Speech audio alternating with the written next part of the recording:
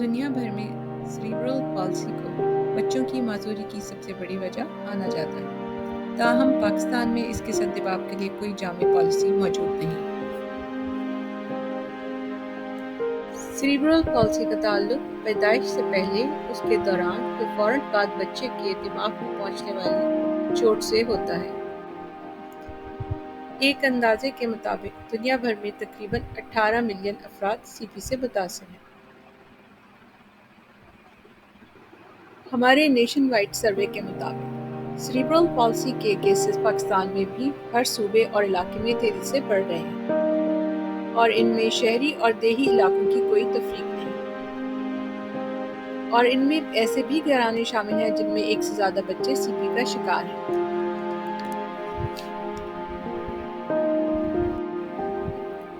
سی پی بھی آٹزم اور down syndrome کی طرح ایک نیورو ڈیولپمنٹل ڈس آرڈر ہے، مگر اس کو پاکستان میں ان جتنی بھی اہمیت نہیں ملتی۔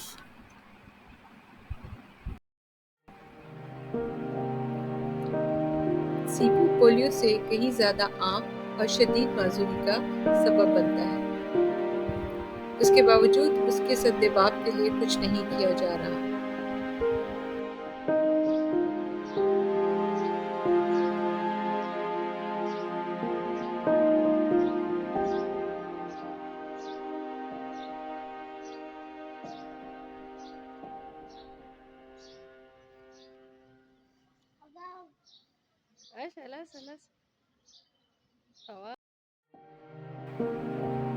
پیدائش سے لے کر بالغ ہونے تک یہ سی پی بچے ہمارے صحت کے نظام میں ایک بہت بڑے خلا کا شکار نظر آتے ہیں، جس سے ان کے پورے خاندان کو معاشی اور معاشرتی مشکلات کا سامنا کرنا پڑتا ہے۔ پاکستانی معاشرے میں سی پی کے بڑھتے کیسز اور ان کو نظر انداز کیے جانا ایک بہت بڑا المیہ ہے جو انسانی حقوق کے منافی ہے۔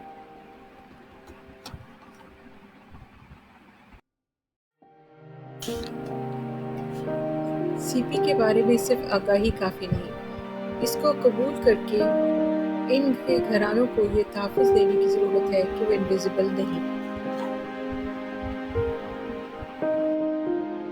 سی پی سے متاثر بچوں کو معاشرے کا کارآمد فرد بنایا جا سکتا ہے اگر ان کو بروقت فزیوتھراپی، اسپیچ تھراپی جیسی سروسز، ویل چیئر، آلہ سماعت، بریسز جیسے خصوصی آلات اور خصوصی تعلیم تک ان کو رسائی دی جائے۔